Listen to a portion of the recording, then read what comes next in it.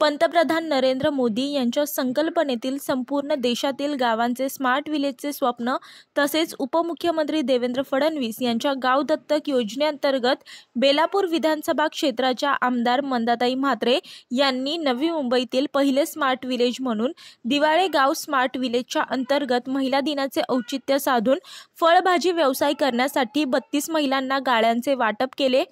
महिलांना सक्षम आणि स्वतःच्या पायावर उभे करण्यासाठी मंदाताई म्हात्रे यांनी आमदार निधीतून तब्बल 92 लाख रुपये खर्च करून त्यांनी 32 महिलांना हे गाळे उपलब्ध करून दिले आहेत। महिला दिनानिमित्त 32 महिलांना लॉटरी पद्धतीने या गाळ्यांच्या चाव्या म्हात्रे यांच्या हस्ते सुपूर्द करण्यात आल्या। यावेळी नवी मुंबई महापालिका आयुक्त राजेश नार्वेकर हे उपस्थित होते। 1990 पासून रस्त्यावर भाजी विकत होते।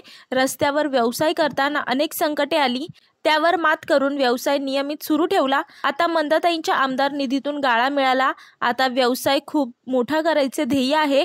मंदाताई यांचे आभार आणि खूप आनंद झाल्याचे मत या गाळ्याच्या लाभार्थी सुनंदा कोळी यांनी व्यक्त केले। यावेळी अनंता बोस, नीलकंठ कोळी, तुकाराम कोळी, चंद्रकांत कोळी, सुरेखा कोळी, पांडुरंग कोळी, श्याम कोळी, शहर अभियंता संजय देसाई, कार्यकारी अभियंता संजय पाटील, उपअभियंता अजय पाटील, कनिष्ठ अभियंता कांचन वानखेडे, सहाय्यक आयुक्त शशिकांत तांडेल हे उपस्थित होते। मी वर्षा काटेकर, योद्धा न्यूज, नवी मुंबई।